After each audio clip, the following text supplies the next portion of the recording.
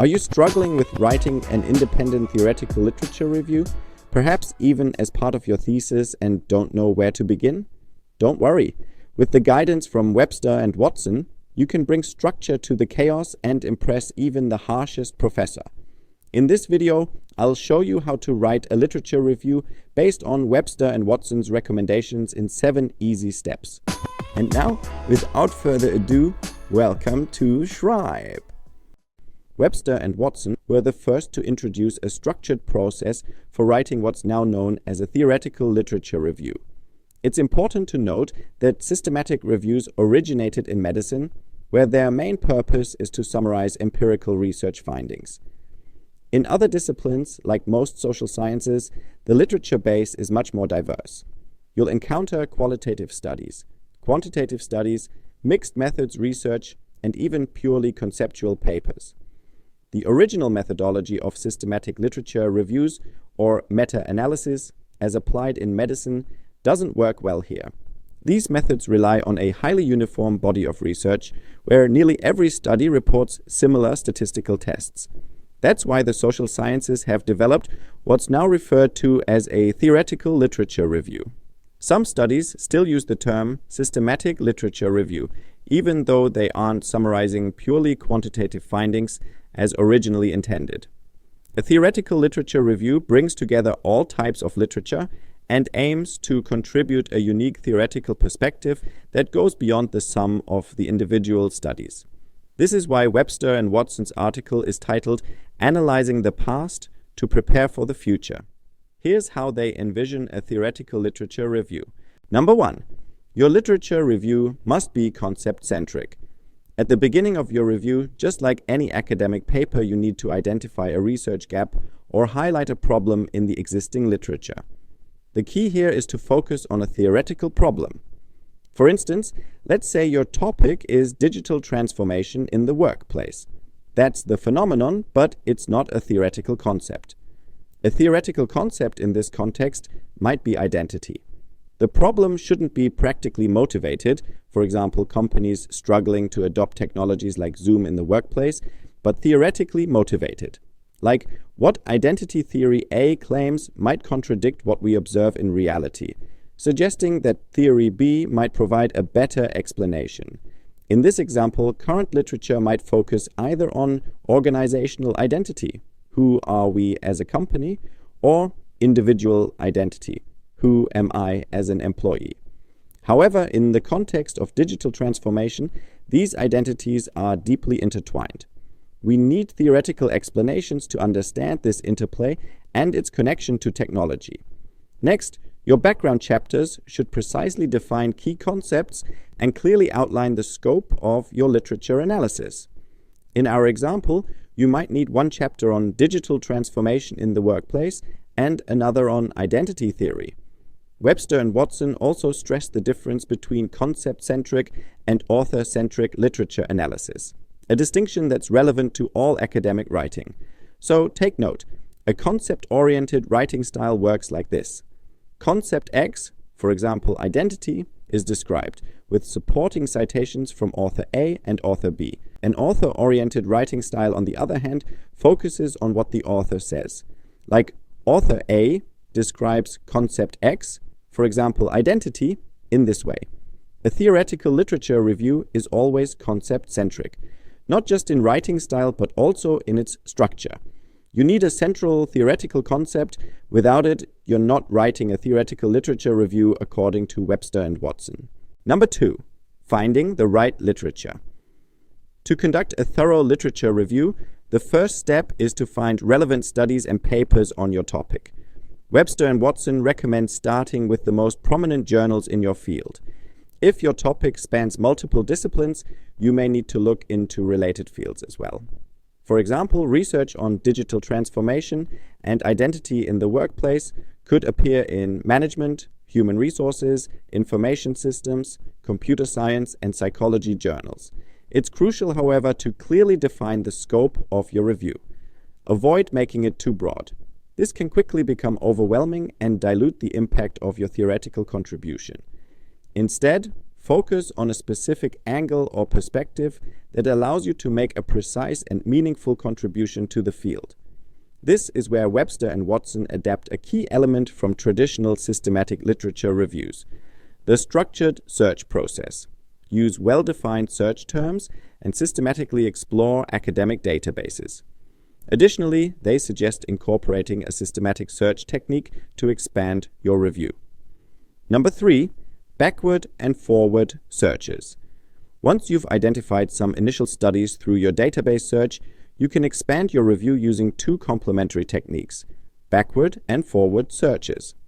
For backward search, examine the reference lists of the studies you've already found.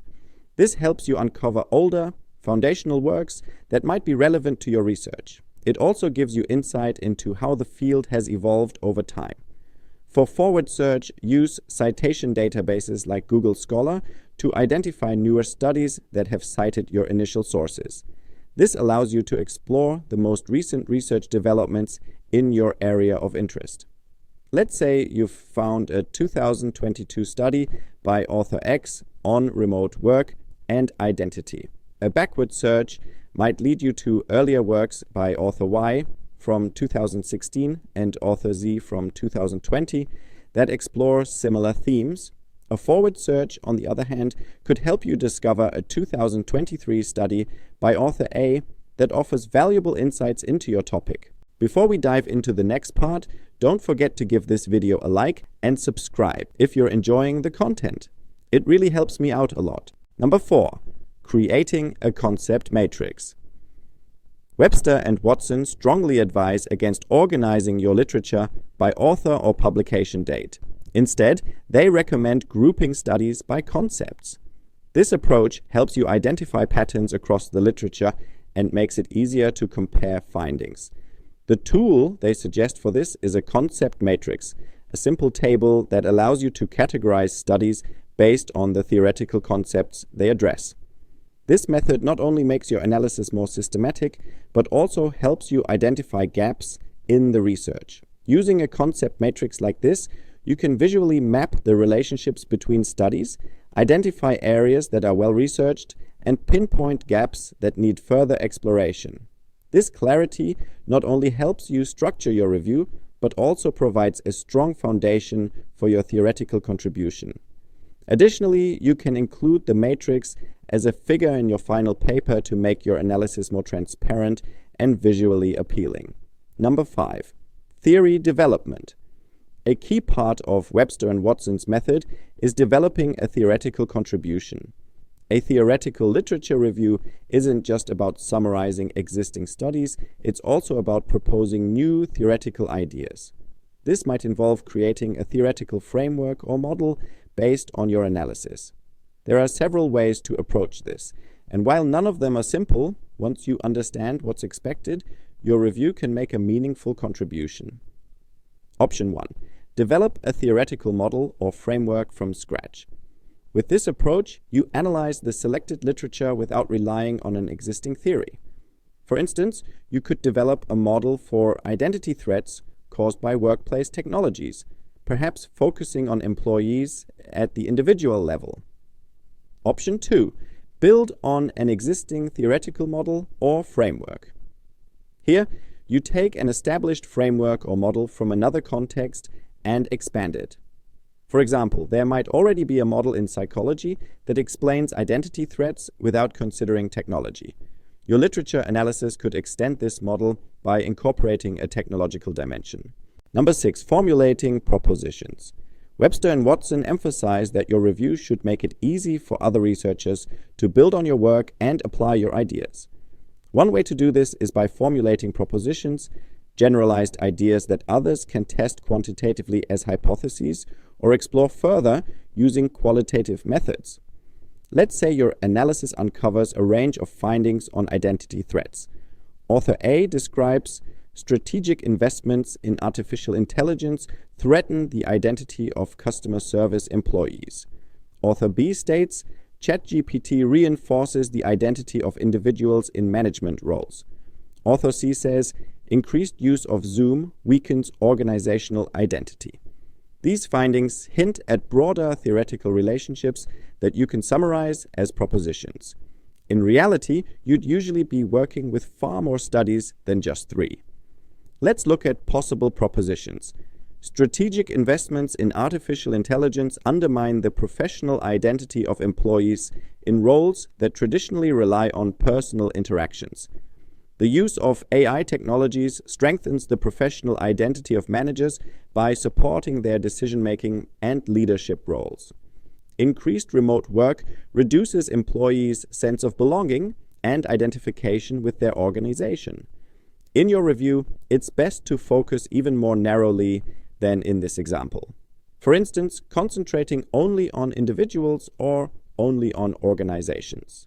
Number 7. Evaluating your model or framework and propositions.